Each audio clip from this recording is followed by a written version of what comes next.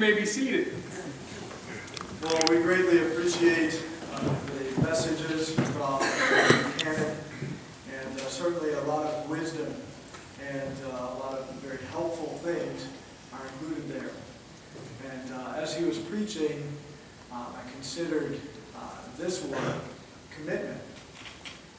When my wife and I came to the altar to get married, we made vows of commitment to one another. And commitment is an interesting word because it implies that there's going to be difficulty. We know that in life there are obstacles, there are things that we face, there are trials.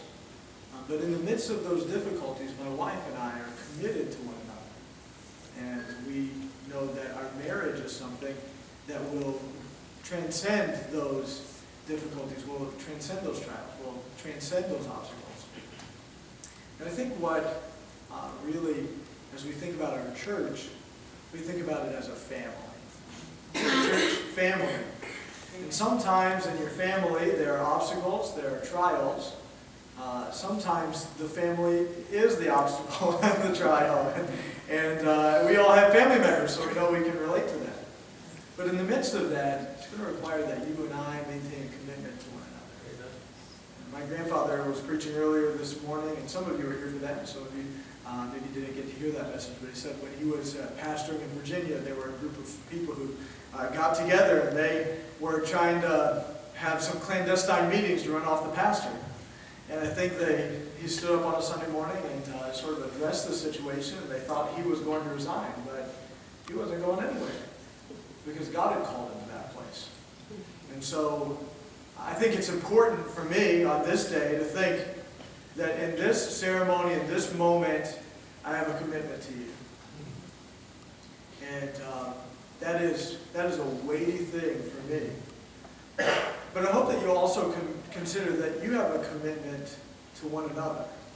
Not to this place, because this church is not this building. This church is not this facility. This church is not this property. For all practical purposes, we don't know what the future may hold, and God forbid, but all of that could be taken away from us, but we would still be a church family. Amen. And all of that would exist, and that we would have a commitment to one another. And so often you see people that go from one church to another, to another, to another, to another. And some churches are really just the church of the revolving door, as one family comes in and then they just go right back out. But let's be a people of commitment. Amen. And I think that'll make the difference. We would like to express our gratitude for so many of you all who have already done so much to prepare for our arrival. If you had some part, any part at all, whether you helped us move in, carrying boxes, whether you spent hours and hours on your knees installing floors, or perhaps some of you worked on plumbing and electrical work maybe, and then I know the Hibbards were over here 5 days a week for a while, maybe even 7. They're 7 days a week, painting. If you were involved in some way in preparing the parsonage, if you would please stand. And let's recognize these folks.